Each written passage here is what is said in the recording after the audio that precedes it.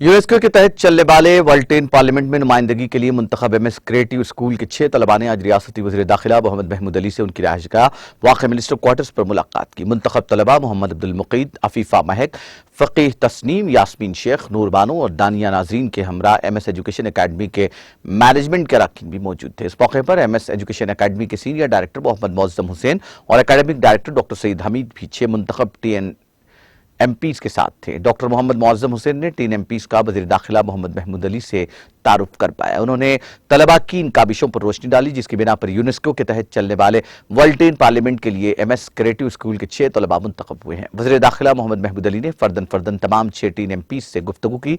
तकरीबन निस्फ घंटे चलने वाली इस मुलाकात में रियासती वज़ीर दाखिला मोहम्मद महमूद अली ने तलबा से उनके प्रोजेक्ट्स पर भी बात की। मोहम्मद महमूद अली ने तलबा की जानिब से दुनिया को बेहतर बनाने पेश किए गए मंसूबों से काफ़ी मुतासिर हुए और उनके मुस्तकबिल के लिए नेक तमन्नाओं का इज़हार किया। इस मौके पर वज़ीर दाखिला मोहम्मद महमूद अली ने एमएस एजुकेशन अकेडमी के दीनी तालीम के साथ साथ मॉडर्न एजुकेशन फराहम करने की कोशिशों को सराहा और तलबा के लिए फराहम तालीम के साथ तरबियत और अखलाकियात के निज़ाम की सताइश की, जिसकी वजह से तलबा हर मैदान में कामयाबियाँ हासिल कर रहे हैं। वाज़ेह है कि यूनेस्को के तहत चलने वाले इस वर्ल्ड पार्लियामेंट के लिए सारी दुनिया से साल 2023 के लिए जिन 100 अरकान का इंतखाब अमल में आया उनमें एमएस क्रिएटिव स्कूल के 6 तलबा शामिल है। तेलंगाना भर में एमएस वो वाहिद तालीमी इदारा है जिनके तलबा को ये एजाज़ हासिल हुआ है।